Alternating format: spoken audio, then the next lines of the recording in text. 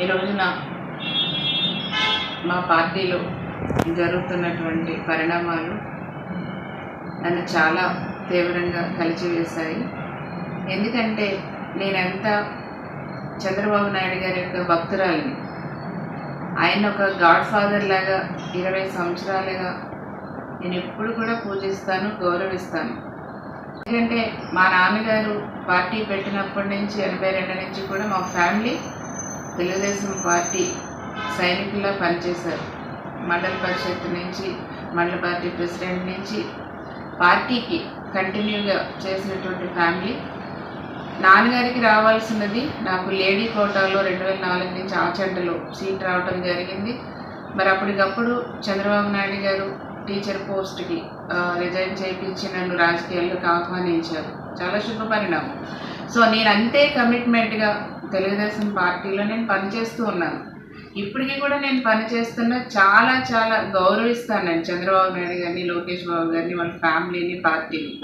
ఒక కుటుంబం, మేమందరం కూడా కుటుంబం అనేసి నేను చాలా కష్టాలు కానివ్వండి, ఎన్నో అవమానాలు పార్టీలో కొంతమంది చేత పడ్డాను నేను. అయినా కూడా నేను ఎప్పుడు కూడా పార్టీని బయట పెట్టాలనుకోలేదు. ఇప్పుడు సీట్ల విషయానికి వస్తే చాలా నా మనసు అయితే చాలా బాధపడుతుంది. ఎందుకంటే ఈ రోజున మేము పేదవాళ్ళం. ఇప్పుడు ఎస్సీ సమాజ వర్గానికి సంబంధించి జిల్లాలో 3 నియోజకవర్గాలు ఉన్నాయి. ఈసారైనా సరే నాకు డెఫినెట్గా ఈ 3 నియోజకవర్గాల్లో ఒక మహిళా కోటా కానివ్వండి, ఒక మాల సామాజిక వర్గానికి సంబంధించి కానివ్వండి, నాకు ఎక్కడో ఒక చోట గౌరవ చంద్రబాబు నాయుడు గారు అవకాశం ఇస్తారని నేను చాలా ఆశించడం జరిగింది. ఎందుకంటే నా ఆశలో తప్పలేదు. నేను 20 ఏళ్ళుగా పార్టీ కోసం నిరంతరము వేరే ఆలోచన అనేది లేకుండా ఒక లేడీగా ఎక్కడికైనా సరే ఏ పార్టీ బాధ్యతలు అప్పగించినా కూడా నేను పని చేసుకుంటూ ముందుకెళ్తున్నా.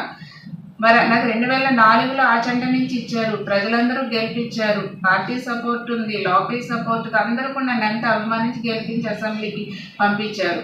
2009లో నాకు బైఫర్కేషన్లో సీట్ ఇవ్వలేదు.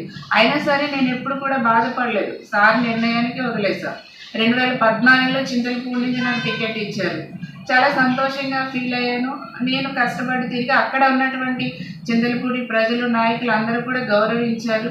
మరి నేను ఊహించింది నాకు మంత్రి పదవి కూడా ఇచ్చారు. దానికి కూడా నేను చాలా సంతోషించాను. ఊహించింది మంత్రి పదవి ఇచ్చారు. తర్వాత నుంచి నాకు 2015 నుంచి అసలైనటువంటి కష్టాలు నియోజకవర్గంలో కానీ కొంతమంది నాయకులు నన్ను టార్గెట్ చేయడం మొదలుపెట్టారు.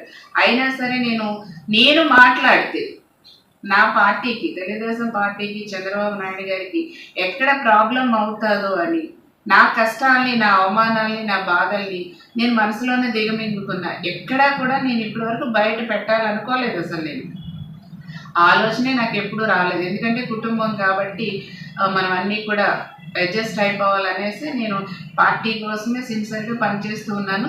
నేనేంటో, నా పనితనం ఏంటో అనేది రాష్ట్ర ప్రజలందరికీ తెలుసు. అంతేకాకుండా ముఖ్యంగా మా తెలుగుదేశం పార్టీ కుటుంబ సభ్యులకి తెలుసు, ముఖ్యంగా జిల్లా నాయకులకి తెలుసు, చింతలపూడి నియోజకవర్గ ప్రజలకు తెలుసు, ఆచంట నియోజకవర్గ ప్రజలు, నా సొంత నియోజకవర్గం భీమవరం నియోజకవర్గ ప్రజలకి, ఎంటైర్ జిల్లా అందరికీ కూడా తెలుసు. ఒకటే నేను అడుగుతున్నానండి, రిక్వెస్ట్ అనుకోండి, నేను విజ్ఞప్తి చేస్తున్నాను అనుకోండి. నేను చేసినటువంటి తప్పేంటి? ఇప్పుడు నేను మంత్రి తీసినా కూడా నేను మాట్లాడాల. చాలామంది కుట్రలు పన్నారు. నాకు మంత్రి తీసి దాకా కూడా వదలలేదు చంద్రబాబు నాయుడు గారిని. పాపం చంద్రబాబు నాయుడు గారు మంచి ఆలోచనతో ఉన్న కొంతమంది పెత్తందారులకి తలవంచక తప్పలేదు. అయినా సరే నేను ఎప్పుడు కూడా వాళ్ళ పేర్లు బయట పెట్టలేదు, ఏం లేదు. ఒక ఎస్సీ దళిత మహిళగా నా సెల్ఫ్ రెస్పెక్ట్ని చూసి వారవలేకపోయారు చాలామంది లోకల్లో. అయినా సరే నేను ఎప్పుడు కూడా బాధపడలా. నాకు గొప్ప అవకాశం ఇచ్చారు చంద్రబాబు నాయుడు గారు అనేసి నేను చాలా స్పోర్టివ్గా తీసుకున్నా.